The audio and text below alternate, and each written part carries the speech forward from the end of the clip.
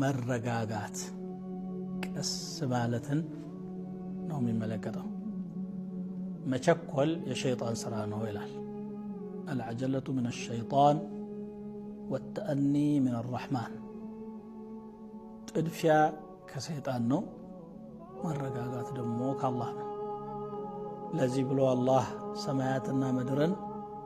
6 ቀን ውስጥ ነው የፈጠረው ከሱ ቁድራ አንፃር 6 ቀን አያስፈልገውም ኩን ብሎ ነው የሚያስገኘው انما امره اذا اراد شيئا ان يقول له كن فيكون ቢፈልግ ሰማያትና ምድርን የሚያህል በሚሊዮን ቢሊዮን የሚቆጠር እኛ በማናውቀው መልኩ ዝም ብሎ ኩን ብሎ መፍጠር ይችላል የሱ ችሎታ ገደብ ስለሌለው ግን ስራ ላይ መረጋጋትን ሊያስተምረን 6 ቀን ፈጠረ ይላሉ ዑለማዎች ምን ሰራው ነገር ላይ ችኩልነት ካለ ጥራት አይኖርም መበላሸት ይኖራል አብዛኛው አደጋ የሚከሰተው ከመቸኮል ነው እንግዲህ የመኪና አደጋ ምሳሌ እናምጣና ወይ ገጪው ወይ ተገጪው ቸኩለዋል እንጂ ሁሉም ሚዛኑን ጠብቆ ተረጋግቶ የሚነዳ ቢሆን ኖሮ ያ ይሆንም ነበር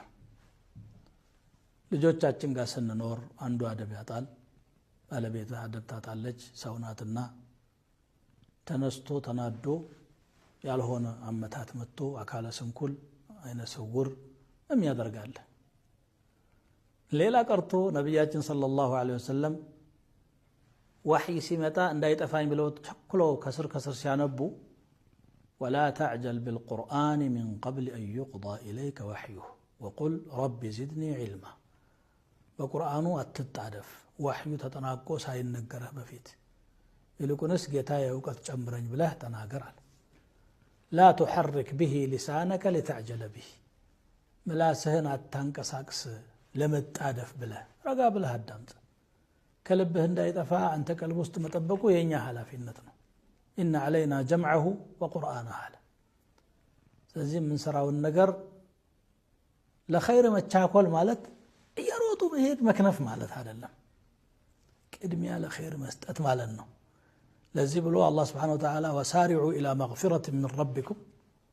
سابقوا إلى مغفرة من ربكم ከጌታችሁ ወደ ሆነ ምህረት ገስግሱ ተሽቀዳደሙ ፍጠኑ እያለ